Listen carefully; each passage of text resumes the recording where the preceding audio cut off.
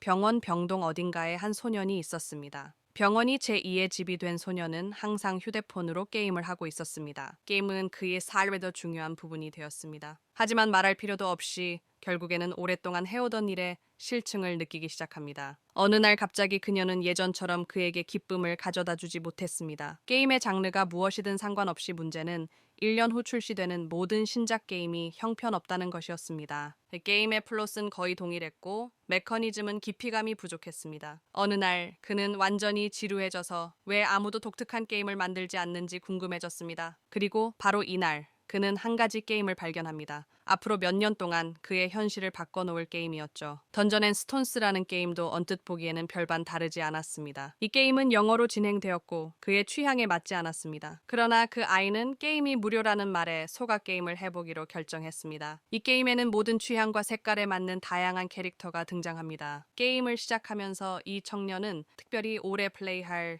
계획이 없었기 때문에 무작위로 캐릭터를 선택하기로 했습니다. 그는 게임 인터페이스를 살펴보다가 이런 게임을 오랫동안 해본 적이 없다는 사실을 깨달았습니다. 언뜻 보기에 그는 게임이 지루하고 재미없다고 생각했습니다. 하지만 그는 시계의 시간을 보고 경악을 금치 못했습니다. 게임 때문에 시간을 다 써버렸기 때문입니다. 그는 자신이 게임에 집착하고 있다는 사실을 깨닫지 못했습니다. 그는 게임에서 눈을 떼지 못했고 게임이 자신을 사로잡는 방식에 감탄했습니다. 게임에는 독특한 기능이 있을 수도 있고 완전히 쓸모없는 기능이 있을 수도 있습니다. 그는 게임에 너무 몰두한 나머지 게임 외에는 주변을 전혀 알아차리지 못했습니다. 병원에 있었지만 그의 감정은 최고조에 달했습니다. 하지만 그는 자신의 감정이 격해진 것에 대해 간호사에게 사과하는 것을 잊지 않았습니다. 꽤 고집이 세서 계속 게임을 했어요. 그의 끈기는 게임 학습 부족에 좌절하지 않게 해주었습니다. 밖에서는 해가 달로 바뀌고 그 반대의 경우도 마찬가지이며 남자는 끝까지 컴퓨터를 붙잡고 있습니다. 그는 병원에 입원했을 때 게임을 시작했고 새벽부터 밤까지 게임을 즐겼다고 합니다. 대학에서 졸업 후 면접에서 직장에서 이동 중에도 마찬가지였습니다. 운이 나빠서 게임에서 캐릭터가 죽으면 처음부터 다시 시작해야 했고 이런 일이 9년 동안 계속되었습니다. 이 수년이 지난 어느 날 청년은 기뻐했습니다. 그는 에너지 드링크 캔을 손에 들고 모니터를 응시하며 게임의 마지막 보스에 도달했다는 희열을 만끽했습니다. 게임 서비에 그는 문을 통과하기만 하면 완전한 패스에서 한 걸음 더 나아갑니다. 그의 감정은 끝이 없었고 그는 이곳을 방문할 다른 사람이 있는지 궁금해했습니다. 소녀는 인생의 9년을 이 게임에 바쳤고 젊은 시절에 가장 좋은 시절을 희생했기에 눈물을 흘렸습니다. 정신을 차린 후 그는 컴퓨터 앞에 앉아 이 게임을 완성했습니다. 다음 이야기를 보고 싶으시다면 동영상 아래에 좋아요를 눌러주세요. 시청해주셔서 감사드리며 곧 다시 찾아뵙겠습니다.